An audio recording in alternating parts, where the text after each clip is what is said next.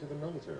But they're not just serving their country. Instead, many are taking the opportunity to learn a very deadly trade. NBC 17's Ryan Young gives us an in-depth look at gangs in the military.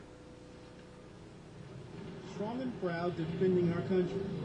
All of us in the military are trained as warfighters first. What we've learned that not all who join look to protect. Gang members enlist, hoping to learn the art of war. We do know through intelligence reports from Chicago and across the country that members of many gang units are actually sent into the military to learn military tactics. Tactics perfected on the battlefield. Watch as this Marine and known gang member, just back from Iraq, fires on 2 California police officers. He kills one quickly. This is strictly military tactics. He didn't learn this as an Artania gang member. He learned this in the Marine Corps. He starts applying suppressive firepower to the corner here. A SWAT team shoots the Marine, killing him. Prosecutors say this former soldier ran the Gangster Disciples, a gang from Fort Hood. He's now serving 99 years in prison for murder. If we have millions of gang members in the United States, obviously some of them are going to get into the military. Detective Hunter Glass is an Army veteran and Fayetteville gang officer. He tracks these hand signs of danger. These are all pictures of actually active duty soldiers. This gentleman here is obviously throwing pitchforks up, the common sign and symbol you'll see amongst everything from Gangster Disciples to Crips. It's 9 Trey. It's a member of the United Blood Nation.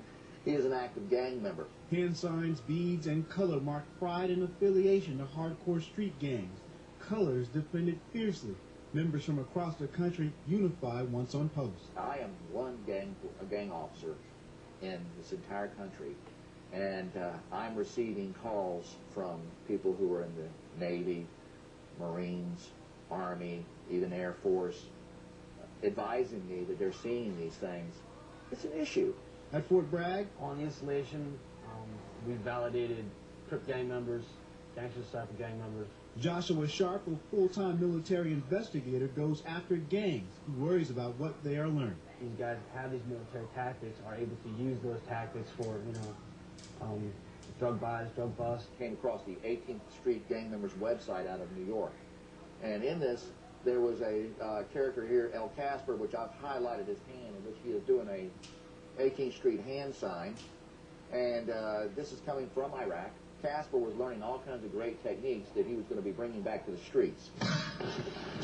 Training that most local law enforcement can't match. Gang members brag they now have a pipeline from here to Baghdad. Backing up new skills, many gang members are taking advantage of wartime medical training. You now have that valuable tool to where you don't have to send somebody that just got shot up on the street to the hospital because you know how to take care of them. At Bragg, military officers work with local law enforcement trying to get violent gang members out of the military. I can think of no other problem that we have as a law enforcement entity other than drugs that's an epidemic.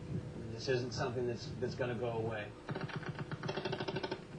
A battle not between countries but between colors, with young trained men and women arming themselves for the future. Ryan Young, NBC 17 News. We have also learned that gangs are not the only groups the military is worried about at this point. Officials are also concerned about extremist groups like skinheads and the Aryan Nation in our armed forces. Boy, fascinating stuff and very disturbing, too.